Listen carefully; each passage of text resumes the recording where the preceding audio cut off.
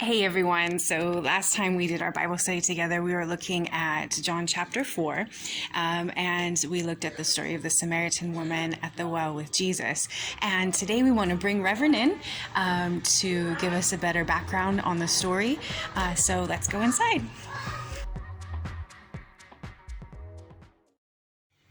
Okay, hi everybody. We are back. This is Reverend Duke and Jessica, and we are just going back over the Bible study that we did last time, the Water of Life. And this is taken from the book of John in the New Testament, chapter 4. And so I'm just going to read for us again. We're starting in verse 1 and we're going to verse 18. So I'm reading from the New International Version. The Pharisees heard that Jesus was gaining and baptizing more disciples than John, although, in fact, it was not Jesus who baptized, but his disciples. When the Lord learned of this, he left Judea and went back once more to Galilee. Now he had to go through Samaria.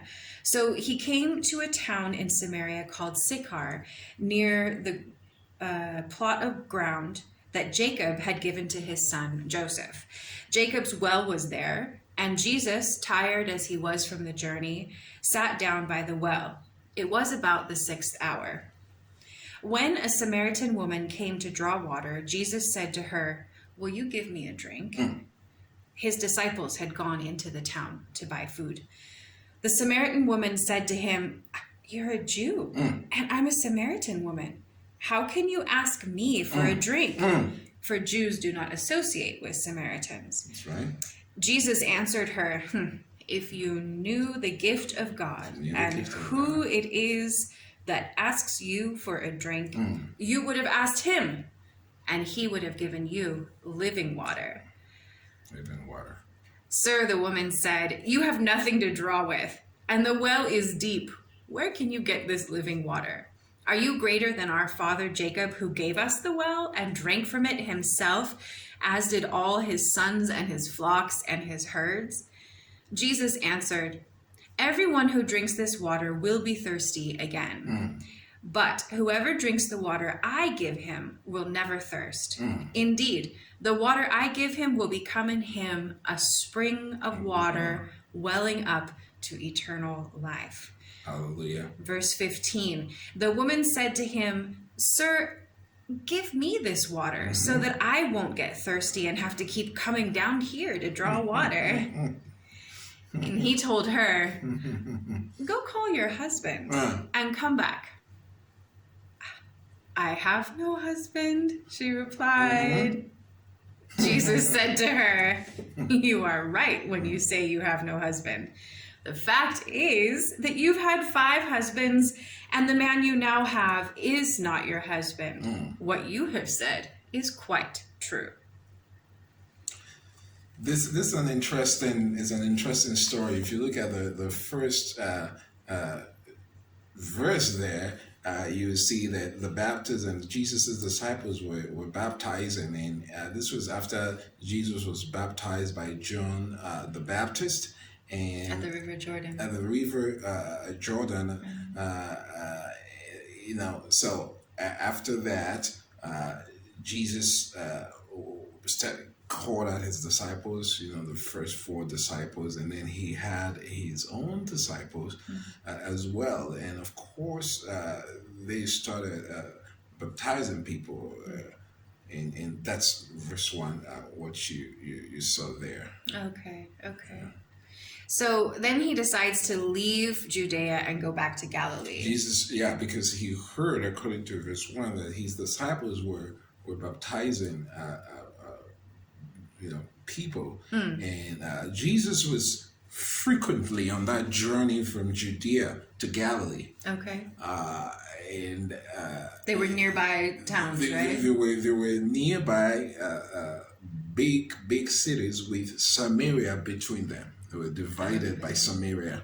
Okay. Judea is in the southern part of Palestine. Is that the southern kingdom? The southern part of Palestine, and then you have Galilee. It's close to when you're going up north. so somewhere between there. And then you have Samaria is between Judea and Galilee. So Jesus took a lot of trips between Judea and Galilee. So Samaria is significant because in any of those trips, whether Jesus going from Judea to Galilee or from Galilee to Judea, he would have to pass through Samaria. Okay. Right, that makes sense.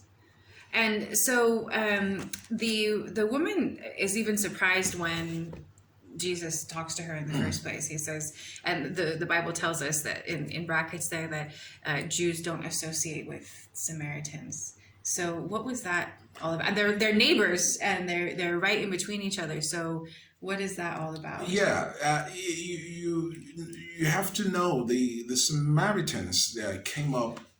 They're a result of the intermarriage between Jews and people from lands that were conquered, other conquered lands by the Assyrians. During the Assyrian Empire, when they conquered and they were in exile. Israel, it was the policy of the Assyrian king to take people from one conquered parts of their empire to other lands and bring people from that land to these other parts of their empire. So Samaria was the capital of the Assyrian Empire. Oh, okay. And then for fear of uprising, for fear of the Jews, coming up against them, because the Jews were known to be those kind of people. So the Assyrians took Jews from Samaria to different parts of their empire and brought people from that to Samaria. So over time, the people intermarried and they have this mixed race, mixed culture. But there was a problem between the Jews, the Orthodox Jews. They did not like the Samaritans because the Samaritans worshipped other gods. They worshipped pagan gods. They worshipped both the one true God and also pagan gods. So in essence, they were pagans. So there was, if you will, bad blood between the Jews and the Samaritans. Right, they were unclean. They were seen as unclean for so many reasons, culturally, ethnic-wise, and also religiously. Wow. So there's really no reason why Jesus should have spoken to her in the first place. No. Not at all. There isn't. There was not any reason for Jesus for that conversation to ensue between them. So he asked her for some water. She gives him some water, but he has something to say about that. It's interesting.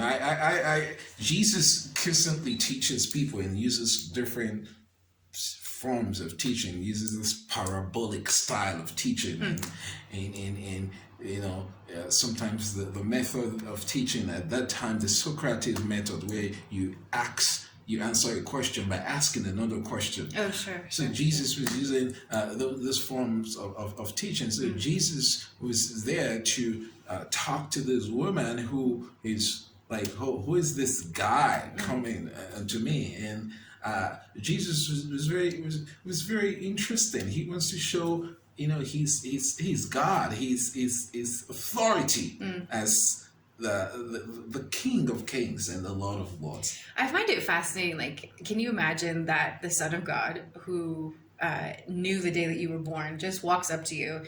You're just there going about your business. You're not somebody that people talk to normally anyway. Somebody who's had her kind of history, and he just all of a sudden starts having this really deep conversation with you, and like he knows everything about you. And he knows everything. Before Jesus approached the Samaritan woman, now note this, Jesus already knew everything about her. Jesus knew everything about her, and that will be tested in a later part of the conversation. Yeah.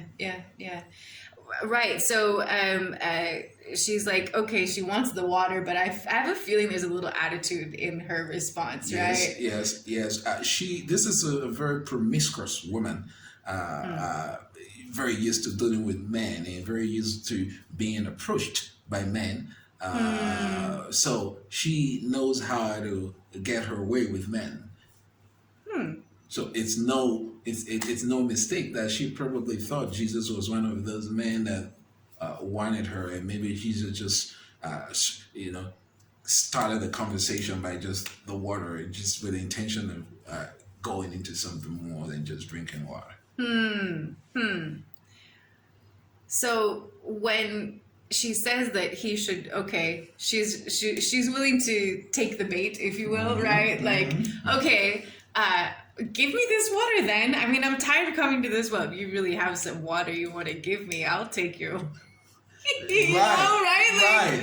Like she's kind of being a little flirty, a little snotty, there's some attitude there. Yeah. And then he's like, okay, go and call your husband. And he like throws it right back at her. That's when Jesus, tries to come in and channel the conversation into the right channel, the right way, and say, the woman is she's used to talking with men and kind of, showing her of herself, and the man gets attracted by how she talks. There's no, and everything. And when she was about going far, and Jesus now recalibrated the conversation and said, "Okay, go and call your husband." And she probably was shocked and just, what? Never heard any conversation like that. Never heard any man come up and walk up to her. She's used to men who do not care whether she was married, who do not care whether she had a limit, but they just want their own part of it. She was a prostitute. She was a prostitute, if you will. She sleeps with men and all that. So she's used to men. And then this man is like, go and call your husband. So there's a change in the conversation right there. And she's like, well, I don't have a husband. And I think I can't believe how quickly he responds. Like, I think she would have gone from feeling like she was in a position of like maybe power or like sassy, I mean, I'm a woman. I know how that can feel. You're like, yeah, I know. And then he's like, go and call your husband. You're like, I don't have a husband. And feelings come up. Like automatically, it's like you're bringing up my past. Like that's personal. Right. Like waiting concern you. Like you're just getting too close. Yes. And then he says, and his response is like, yeah, I know you don't have a husband. At that moment, it's like, if you see, that's when she said, "Oh, so you are a prophet." Right, later on she says, you're a prophet, because she wasn't expecting for Jesus to know all about her that way. Jesus recalibrated the conversation, and she now saw that Jesus was interested in her soul, because that's what Jesus is always concerned about. Right. So then we go back to the fact that he is the Son of God. He is the Son of God. He knew her from birth, knew who he was walking up to. And she's having this sassy conversation like, she has no idea the authority that he carries. And Jesus, over a lot of things, there's some significance in this story. Jesus was breaking barriers. A Jew talking to a Samaritan woman, that's something that really doesn't happen. There's, if you will, this bad blood between the Jews and the Samaritans. So Jesus was breaking a lot of barriers there. And this is a woman who also probably on the wrong side of town, live on the wrong side of town, and Jesus, not expecting Jesus to come down there, men who go down to that aisle to they know why they go down there. You know what I'm saying? They know what they're looking for. They know it's a place when you go everywhere. You know what you want. When you go to the market, you know you want to buy some fish. When you go, so she was. So if you go to the well, it's, yeah. So Jesus was breaking a lot of barriers. It is to say that no matter who we are, no matter what state, what level we are, Jesus is there to relate with us. He is there to rewrite our story. He's there to rewrite our past. The woman was shocked when Jesus delved into her personal life and says, oh yeah, I don't have a husband and everything. So Jesus talked with her as a normal person. Jesus breaks every barriers. There is no reject when it comes to Jesus. There is no poverty when it comes to Jesus. Jesus relates with everyone, and he is interested in everyone. So this water that he says that he has, is that something that's only available to in this conversation? Like, is it relevant for us today? This living water? The living water can only be provided by Jesus. It's very clear when you look at it that if the woman gave Jesus water, it can be used right now. The woman attested to the fact that if she, this living water, give it to me, because when Jesus said that, if I give you this living water, you will taste no more. We need that water.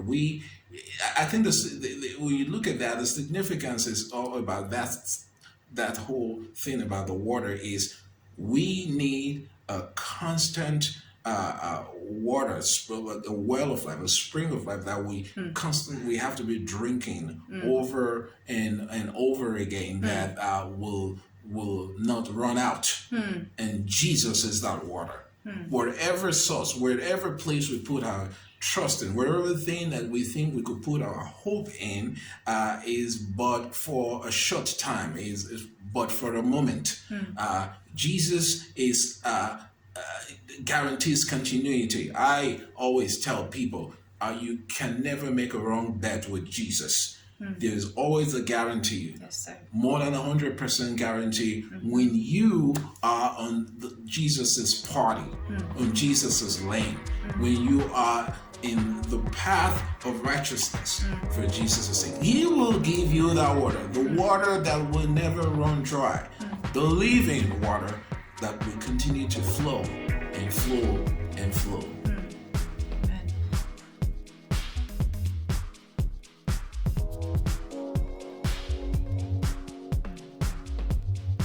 We hope you liked this video, and we would love to hear from you.